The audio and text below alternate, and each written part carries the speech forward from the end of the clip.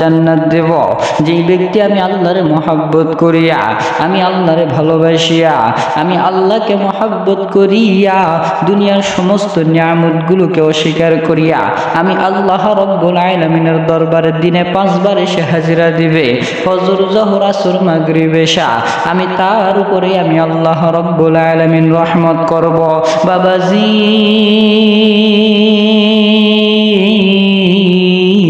আপনি আমি জান্নাত পাইতে হলে বাবা আমল দিয়া কখনো আপনি আমি জান্নাত কিনতে পারবো না। জান্নাত যদি পাইতে হয় তাহলে আমল দিয়া জান্নাত কখনো পাওয়া যাবে না। আল্লাহর রহমত ছাড়া কোনো ব্যক্তি জান্নাতি হইতে পারবে না। আমার মুসলমান বাবাজি, আমার বন্ধুগণ, এই কারণে আমল দিয়া কখনো জান্নাতের চিন্তা করিও না রে বাবা।